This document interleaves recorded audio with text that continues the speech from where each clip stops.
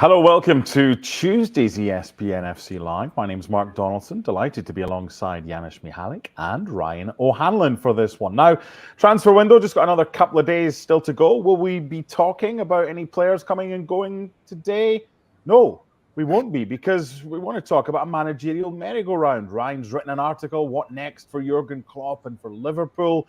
Xavi's leaving Barcelona in the summer. Mikel Arteta was linked there. He said no. And he's hurt. Diddums. Janusz, how are you? I am doing well. How are you? I'm good, thank you. Ryan, how's LA? It's great. I appreciate Klopp making it so I didn't have to try to gin up any kind of content related to the transfer window where nothing's happening. Exactly. You've not had the snowblower out. Janusz and I have had out here on the East Coast. No one cares about that, though. We only care about what's going on in the world of football management. We're going to start the next 10 minutes talking about Liverpool or so. Jurgen Klopp is moving on. He's decided he's had enough, and in the summer, he will leave Liverpool. There's a lot of questions as a result of this, Janusz. Why? Why now? Who's next? I'm going to give you a rare thing. I'm going to give you the choice to start where you want with any question to do with Jurgen Klopp's announcement. Where do you want to go first?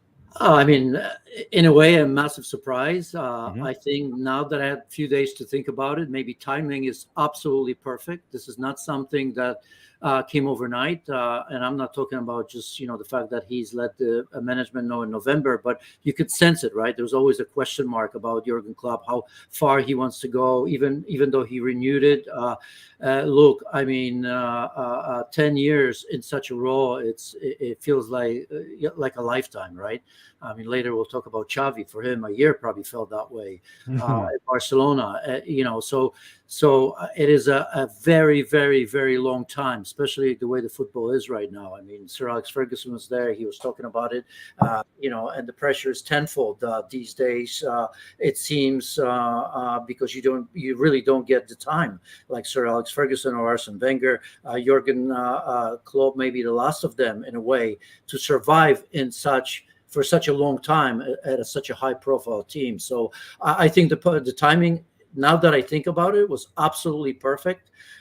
He's leaving on his terms, which is important. He's leaving the time in good stead. That's even more important because Sir Alex Ferguson left at the end of the cycle. So that Arsene Wenger, although I think Wenger was maybe combination of being pushed a little bit, because had you given him a choice, he'd probably still be there. That's just a gut feeling that I have. But so I think the timing is absolutely perfect. All cycles end.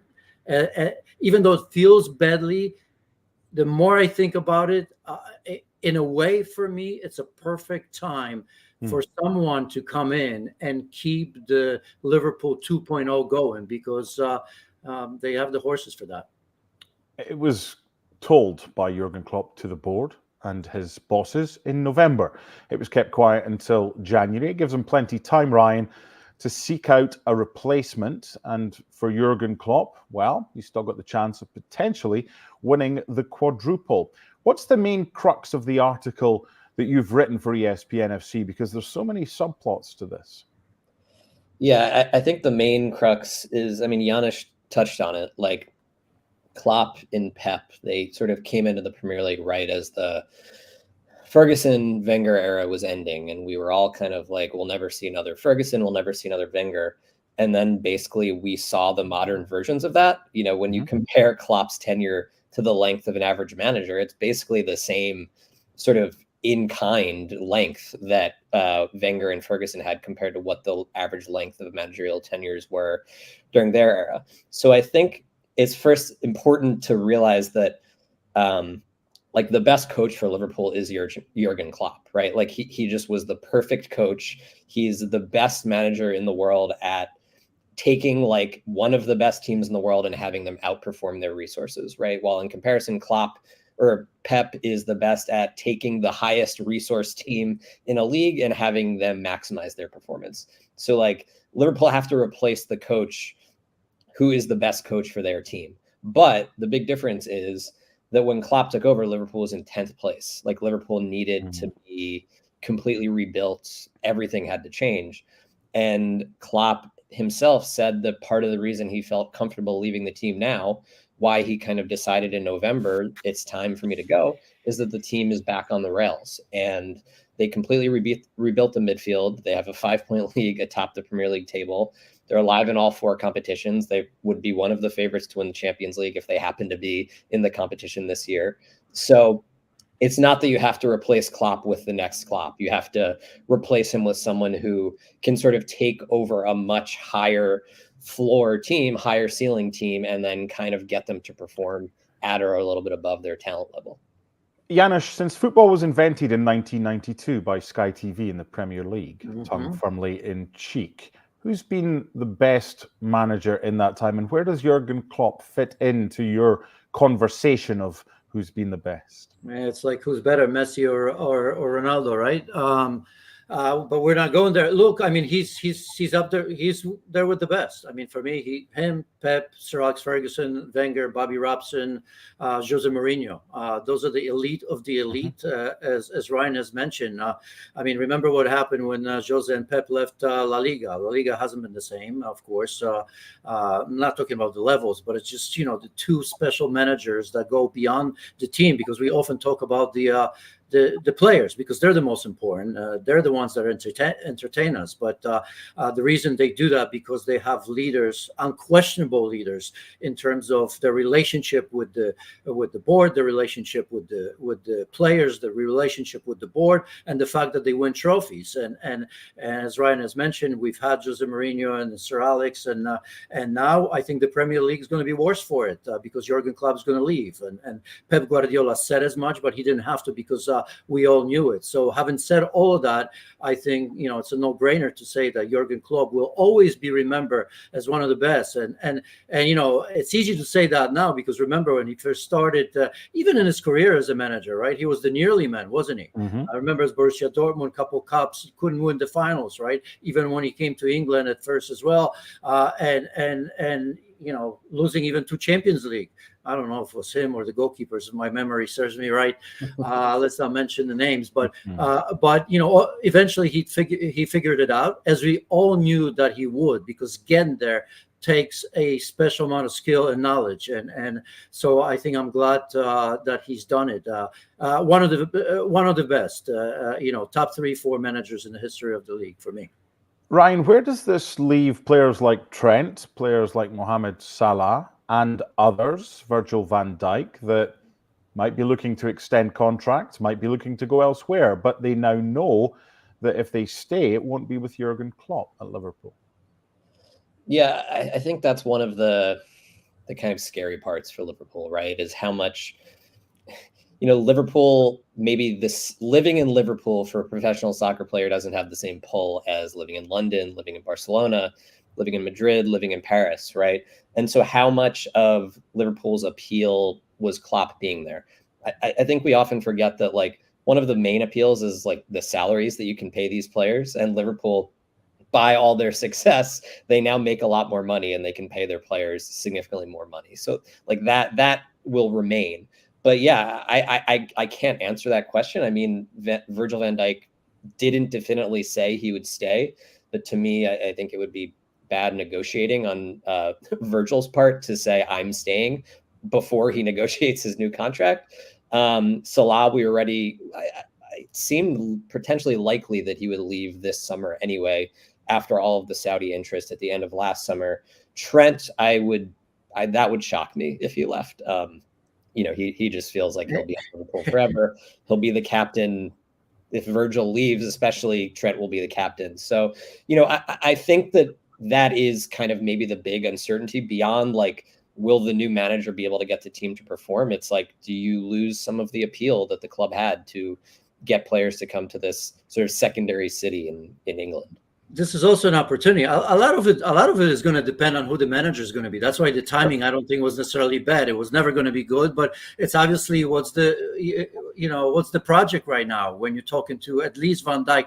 I also think this is an opportunity a little bit, and it's not a conspiracy theory, but with Mo Salah, I mean, even when Klopp was there, I think some logical people would say that maybe it is an opportunity to cash in. If it's going to be $200 million for him to go, I mean, this is a great chance to continue to rebuild this team and lay a foundations for years to come, right? But I think, look, with Klopp, it was always going to be difficult, I think, for him to say goodbye. I mean, Liverpool are smart enough to know that, look, we can't make it appear as though we're pushing one of our biggest legends in the club. I mean, here is Mo Salah consistently breaking just about every record there is, right? So they're not going to do that. But if Mo Salah would be the one kind of saying, okay, now is the time, maybe, and he come up to the management and quietly say, yeah, I mean, with Jurgen leaving, I'm not getting any younger. This is an incredible opportunity, different for him being Muslim, obviously, than anybody else, and the sort of money that you can't say no to. I think this is an opportunity. So with Mo Salah, I think even a Liverpool fan, if it's done the right way, I'm convinced if it's going to happen, it's going to be done in the right way. This is a chance. This is a great chance. With Van Dijk, look, he's 32, 33. I think if Klopp was there, he'd stay a year or two. But I think, in 2025, you're thinking about moving him on, especially with Kwanzaa, who I tell you in so many different ways plays in like Van Dijk developing. You still got to build on Trent. Well, that's a tough one, right? I mean, he's not going to leave unless the choice of management is such that he's going to say no to. But I think that's going to be key, obviously, before we say anything else. Okay, here's a test for you, Janusz. I've worked for you or with you for nearly 14 years, and the pair of us have shared a lot of words together. But when I say to you, I need one name, I don't need an explanation why. Who's replacing Jurgen Klopp? All I want you to do is give me one name. Can you do it? Xabi Alonso's number one. De Zerbi, very, very close one. You don't want an explanation, but in some ways for me, De Zerbi would have been better, but Xabi Alonso is number one. See what I mean, Ryan? It's impossible. I got two. He just so then he can say, I told you it was one or the other. Right, Ryan? One name. Who's replacing him? Thomas Frank. Oh. Well, wait a second. You don't want to see. That's what I mean. There's your narrative, Mark. It's like I can go on Twitter and say Xabi Alonso, and that's it. We don't have a show. Let's go home. Hey, producer Rob's given us a 12:30 out. We do what we are told. We move on. This is a managerial merry-go-round with plenty of time. There's live Wednesday, Friday. We can talk about that all day. We've got midweek action. I wonder. What you would have said, like if I said Xavi. I've got the Beatles here. My daughter's she doesn't want to hear anything more about that. We've had 10 minutes on that. We're talking Mikel Arteta now. You've had your opportunity. Mikel Arteta, the comments at the weekend from a Catalan website and newspaper saying, oh, he's going to be the next Barcelona manager. He then has his press conference and he says, whoa, steady on here. That didn't like what I heard here. I'm not happy at this. Janusz, what do you make of his comments? Do you believe him? And was that just naughty from the Catalan newspaper? Of course it is. I mean, first of all, why would Arteta go? Arsenal are a better club than Barcelona. There's just no reason for him to go. I mean, because sometimes I'm even tired of saying, the idea of, if Barca calls and Real Madrid call, but it depends what state they're in. And we know that Barca are in, and this is an unfinished project, right? We're just talking, if you want to be considered one of the best in the Premier League or in England, which I believe Arteta wants, he just started this project, right? I mean, he hasn't really won anything with them. I think he's FA Cup, okay, but when you consider the clubs, the Fergusons and everybody else, he didn't come to Arsenal to win the FA Cup. He came there to win the Premier League first and foremost, and probably Champions League as well. And now he's still, I believe, maybe in the middle of this project right now. And given the turmoil at Barcelona, I don't see a reason why he would even think about that. He's got a good relationship with the boardroom. He's got an owner who doesn't, come in between there. He's got Edu, who's 100% behind him. He's got fans that love the job that he's done. He's got a very young team that he's just building. So to me, I just don't see any advantages for still a young manager at the moment to even consider going there. And by the way, if he does half of the things that I've said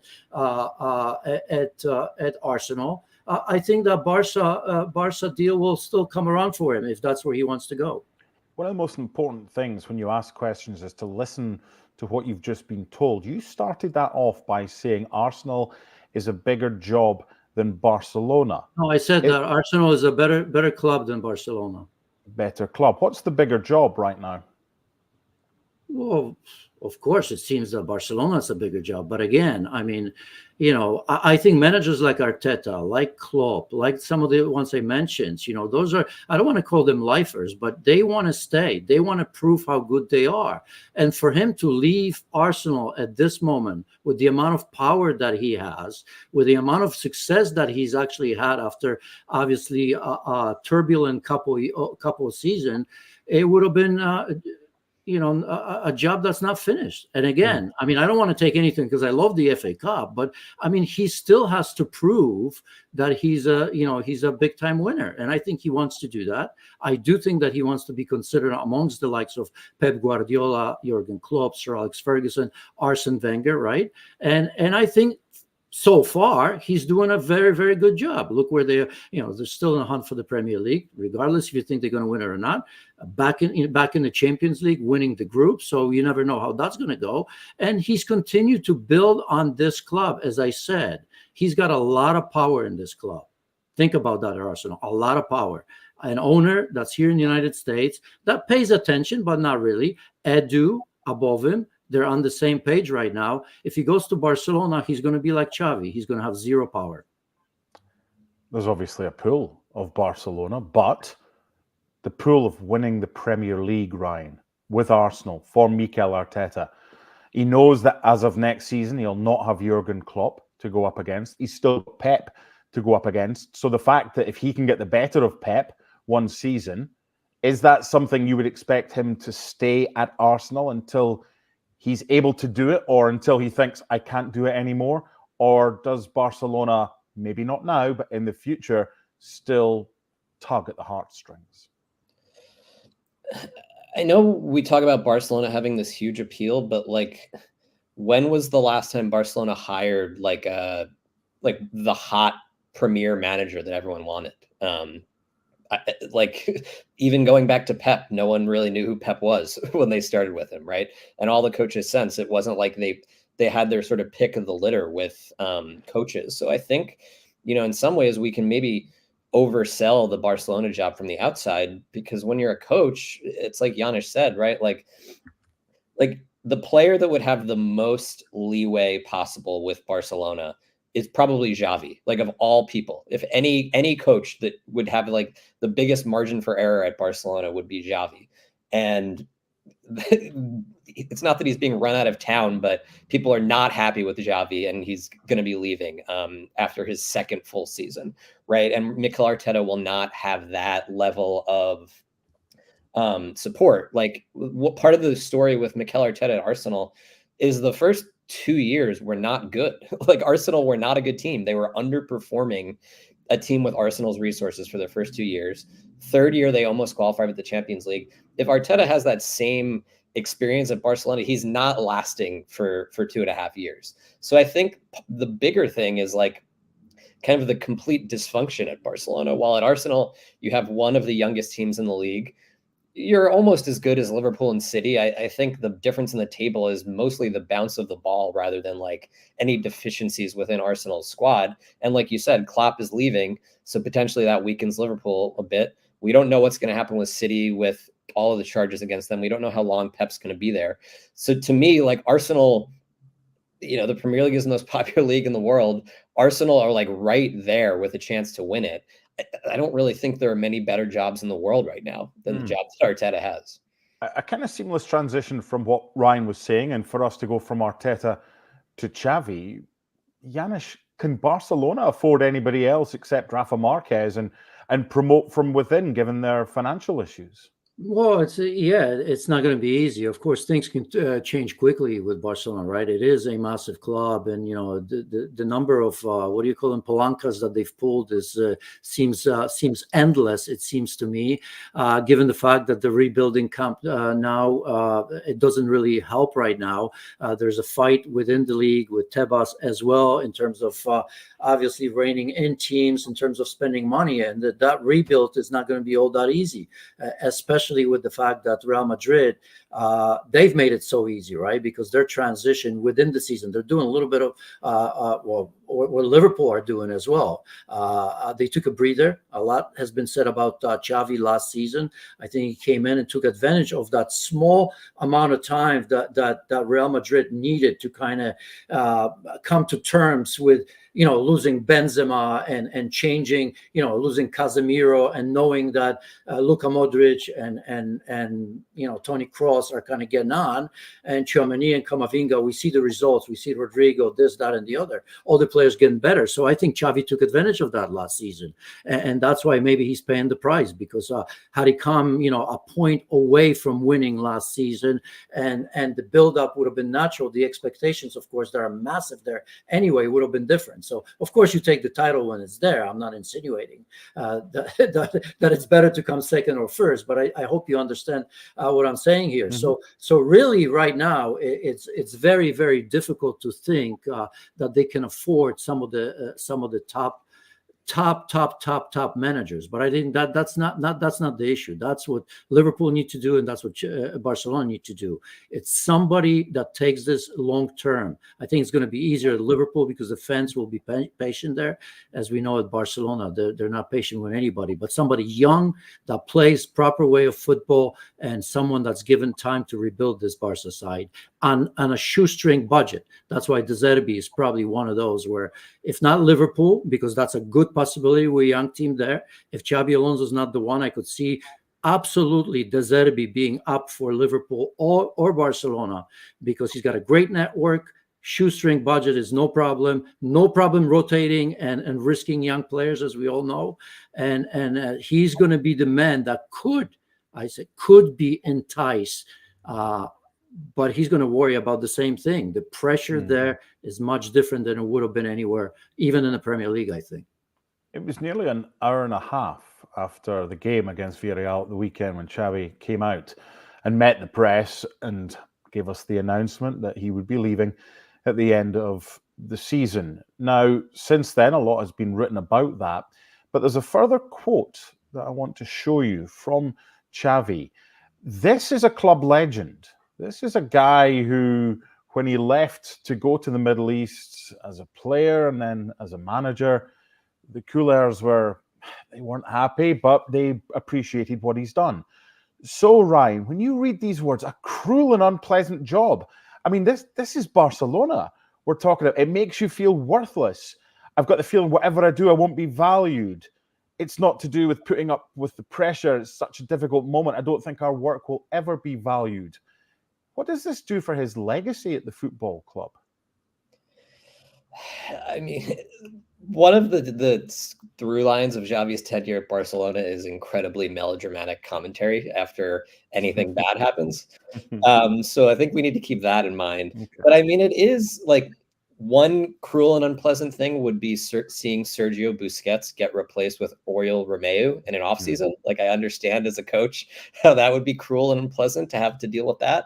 But I think with Barcelona, right, one of the things that makes the club unique beyond the sort of ethos and the ownership structure is that, like, the Barcelona fans, they rarely are like pushing the team forward, right? Like, if you watch a game at the Camp Nou, it's more of like a bunch of like art critics watching the game, where like the fans aren't going to cheer until Barcelona impresses them, right?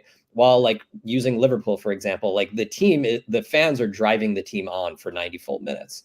So I think that it is like, I understand what he's saying, right? That it's cruel and unpleasant because, like, yeah, the team was completely rudderless for a half decade, basically, before Xavi got there. Then they won La Liga, and, you know, now it's just like no one really appreciates what Xavi did at all, despite him being a club legend. So, yeah, I think from the financial aspect and then the sort of like cultural place that the team holds, I think it kind of is an impossible job at this point. Janusz, has there been one thing this season that's led to the defending champions in the position that they're in right now, or has it been a culmination of things not helped by not being able to play at their home stadium? I think, none of that, by the way, helped. The fact that Robert Lewandowski is not playing to his level, that's, it's a function of the team, right? I mean, remember last season, that defense was good. But it was also aided by arguably the best goalkeeper in La Liga, if not in Europe, Ter Stegen. Iñaki Peña, I'm sure everybody watches. I watch him all the time. I don't know what the expectations should be, but he's been poor, and not just on the mistakes on goals, but his indecision on crosses is unbelievable. I mean, I don't remember the last goalkeeper that I've seen that kind of comes out, stops, and goes out again. You could almost 2 or 3 times every game, right? So when the defense look, and I don't want to put it on Iñaki Peña because, as I said, expectations for him to step into those shoes after Barcelona winning the league, and you have Ter Stegen, as I mentioned, it's not easy. But that entire unit, because of that, looks unsafe as well. And the other reason, Kev, now probably is this team is still relatively young. I think the loss of Ousmane Dembélé, aside from him being late and maybe in terms of professionalism, I think he was very, very important because one of the few game changers on that team, and one also that somehow Robert Lewandowski, when Ousmane Dembélé wasn't selfish, I think Lewandowski still benefited from him being there. Injury, so I think it's a normal thing. And and the last reason, of course, is and I would say Girona, but that's unexpected. I don't think Barcelona can go there. But I think the biggest reason is Real Madrid, because let's face it, it is between those two clubs. Barcelona fans care all about Real Madrid and vice versa. That's all that matters. So when you see a team like Real Madrid, after losing so many key players or aging stars, to kind of quickly turn around, and with Carlo Ancelotti looked again like the world beaters for the most part, even though they had their share of injuries as well. I think that combination is, to me, is not unexpected. But the key players being out doesn't help. I'm going to wrap this up by talking about what's next for Xavi, because he finished his playing career with Al Sadd in Qatar and then began his managerial career there. I don't think he's damaged goods. I mean, he's just won the league with Barca and he's not having a good time right now. So, Ryan, is he still a candidate for one of the top jobs in European football, or it might be a case of back to the Middle East or maybe Saudi for a spell to consider his next move? What do you reckon? Yeah, I mean, I think I would, if I was like managing a mid-tier team or team like on the outskirts of the Champions League in one of the big 5 European leagues, I don't think I would be scared of hiring Xavi. It might be worth a shot. It's still a big risk because we've only seen him basically manage Barcelona and then like 17 rungs lower on the competitive ladder. But yeah, I don't know. If I had to guess, I feel like Saudi Arabia feels like the league I would put him in. Feels like where he would be headed next. I don't really picture him getting a big job. I honestly feels like his next big job could be like back at Barcelona in 5 years after, maybe working in Saudi Arabia, somewhere else between that. Janusz, once a club legend, always a club legend for him. This hasn't done anything to harm his legacy, has it? No. Players was quick. I mean, supporters will forget, even though they were so hard on him. But they'll remember what he's done. Ultimately, when few months go by, you kind of think back, and probably as a fan, you say, "Yeah, I mean, this wasn't a great environment for him to come in." We know that his relationship with Laporte wasn't great. He's going to be a legend, continues to be. In terms of where he goes, yeah, that's a tough one. But if I were him, if Xavi leaves, something like Bayer Leverkusen, right? They're open to new coaches, young coaches, attacking-minded coaches. So why not? Pep was in Bundesliga. Jurgen came from there. Many other great coaches. So, for example, Leverkusen or a team like that, even a Dortmund. I mean, Dortmund, I'm spitting probably a little bit more than Leverkusen or any team really in Serie A, because he's going to realize very, very quickly, okay, this was always going to be difficult. It could have happened to the biggest of the managers in Barcelona. No big deal. I'm still at the beginning of my journey as a manager. I need to learn from that, and I need to continue to learn as a manager. So I don't think he's going to be the one looking for the biggest clubs out there, because they're probably not going to look for him at this moment. So just stay humble, continue to learn as a manager, and I think his time in a massive club will come. Okay, I'm going to do what I did 15 minutes ago, and I'm going to end this time by asking you for one name. Janusz, you get to be second. Ryan, who will replace Xavi at Barcelona? One name. Rafa Marquez. Okay. Right, Janusz, you've had one chance. You blew it. This is your last chance to give me one name. Not a second, not a third, not a fourth choice. To end today's ESPN FC Live, Janusz Michallik will now give us the name of one manager who shall replace Xavi at Barcelona next season. Go. Don't know. To be continued. The build-up, everything in that. Maybe we'll find out tomorrow on ESPN FC Live. Thank you for your company today on our managerial merry-go-round special. We'll do it all again in 24 hours. Thanks to Ryan. Thanks to Janusz. I'm Mark Donaldson. Enjoy the rest of your day. Bye for now.